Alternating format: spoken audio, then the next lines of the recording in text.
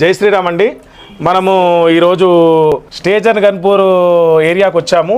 వరంగల్ దగ్గర నీలం సుజాత గారని సుధాకర్ గారని. అయితే ఇక్కడ వీళ్ళు మనకు ప్రధానంగా చూపించింది ఏంటంటే, ఇటు రానా ఇటు చూపించు. ఇక్కడ వీళ్ళ ఇంట్లో దేవత వెలిసిందనమాట. చాలామంది ఇళ్లలో కూడా దేవత ఈ విధంగా వెలుస్తూ ఉంటుంది. ఈ వెలిసిన దేవతని ఏ విధంగా సెట్ చేయాలి, అప్పుడు వెలిసినప్పుడు చుట్టుపక్కల వాళ్ళు పెద్దవాళ్ళ సూచనల ప్రకారంగా దాన్ని సెట్ చేసుకున్నారు. తర్వాత ఇక్కడ ప్రధానంగా మెట్ల కింద బాత్రూమ్, నా వీడియోలో పదే చెప్తుంటారు, ఒకసారి ఓపెన్ చేయండి.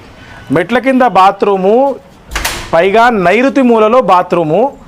వీళ్ళు ఏమనుకున్నారంటే, ఇంటికి బయటే ఉంది కదా, ఇల్లు లోపల లేదు కదా, ఏం పెద్దగా ఇబ్బంది కాదు బయట ఉండడం వలన అని అనుకున్నారు. కానీ ఇంటి బయట ఉన్న లోపల ఉన్న కాంపౌండ్ వాల్ లోపలే ఉండడం వలన కాంపౌండ్ వాల్ లోపల ఉన్న ప్రతిదీ కూడా ఇంటికి వర్తిస్తుంది. కాబట్టి అది ఎన్ని రకాలుగా ప్రాబ్లం చేసిందో ఆయన మాటల్లో విందాం. రండి సుధాకర్ గారు, చెప్పండి.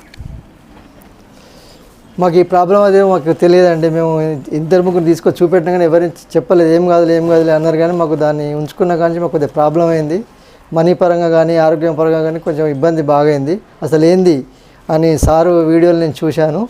సార్ని పిలిపించి చూపెడితే అది కొద్దిగా దోషం బాగుంది, మీరు తెలుసుకోలేకపోయిందని చెప్పిండు. కొద్దిగా నైరుతి మూల కూడా డౌన్ అయిందని చెప్పిండు. ఆ మూలలో కొద్దిగా మొరంగి ఇట్లా పోయించి లెవెల్ చేయించుకోమని చెప్పిండు. కొన్ని పరిహారాలు అయితే మాత్రం చెప్పాడు, బాగానే అనిపించినాయి మాకు. అయితే ఇక్కడ ఇంకొక విషయం ఏంటంటే అండి, ఈ మేడం గారు కౌన్సిలర్ కదండి, ఆ కౌన్సిలర్గా చాలా బాగా రాణించారు.